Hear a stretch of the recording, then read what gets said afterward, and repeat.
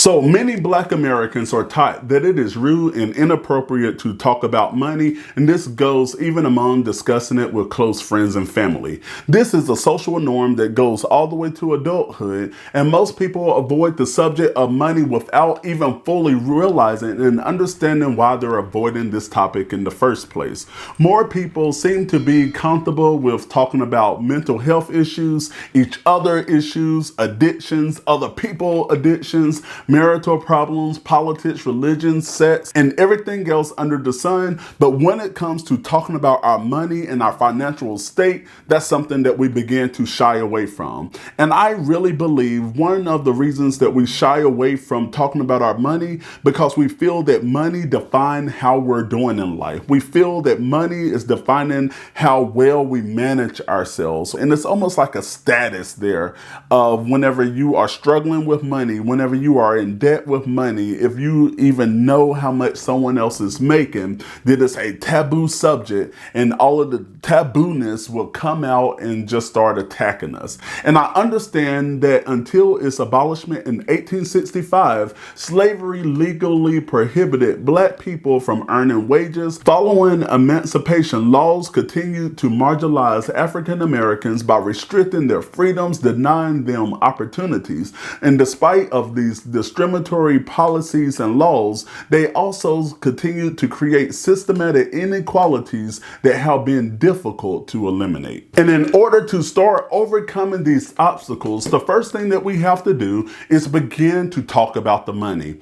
In the Black community, we often think about money as being a taboo, an off-limits topic, but not talking about it, that's what's really hurting us. If you ignore the problem, that doesn't mean that the problem no longer exists. It means that the problem exists and no one is addressing the issue. It's true that we can't change where we come from, but it is true that you can change the trajectory of where you're going to go and determine your future, because you are in control of your own destiny. So don't shy away from discussing your financial plans with your loved one, and go beyond just talking about paying off credit cards or saving each month. Discuss how you can accumulate wealth. Discuss about how you can invest your savings and create a long-term financial plan by planning out step by step and what it's going to take in order to reach your short-term goals and what it's going to take in order to reach your long-term goals. Secondly, we have to begin to live within our means. Many Black parents, including myself, want to give our children the best opportunities possible. People say, I want my children to have what I didn't have whenever I grew up. However, it's still important to consider any financial decision that you will make and how it will impact your long-term financial trajectory. And you always have to also remember that your children are watching. So if you mismanage your funds, if you do the wrong thing with your money, that's what your children will learn. So in order to live within your means and talk about what's going on, we can begin to break these generational curses that have plagued our community for years and years. And ask yourself, your spending habits, is it putting you in a better or a worse financial position? Live within your means. It can be achieved by creating and sticking to a budget. And a budget is whenever you have a roadmap, it's a plan. A budget is not telling yourself no, it's giving yourself permission to say yes. So don't think that just because you're creating a budget that now you're not going to be able to go out to eat or go on vacation. You want to understand how debt is impacting you and stay away from that debt at all costs. And the third thing that I want to bring to your attention is something that we really don't want to talk about, but it's life insurance and also long-term disability insurance. I encourage you to consider traditional insurance products to help fight against whatever life has to throw your way.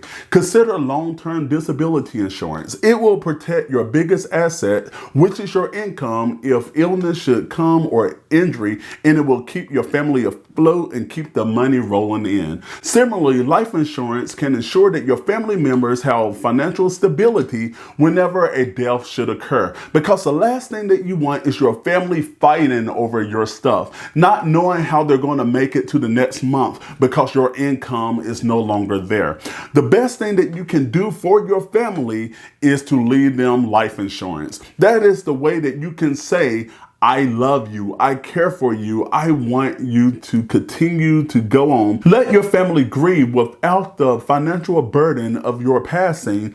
And that way, versus the family fighting and arguing and tearing down walls, we're talking about breaking these generational curses that we can continue to go ahead and persist on as a family, building and learning from these financial mistakes. It's okay to talk about your will and what's going to happen whenever you are no longer with your family. Put a will in place. You have to plan for your future. And that way you are now building a firm foundation that your family can improve generation after generation. But don't leave this earth without telling your family about finances. And don't leave this earth and not leave your family anything to build off of. This is a topic that we really have to talk about and start discussing within our community, because in order to get ahead, we have to start somewhere. You can't build a tower, knock it down, build a tower, knock it down, because then you're going to deplete your funding. Anything that you do is not just for today,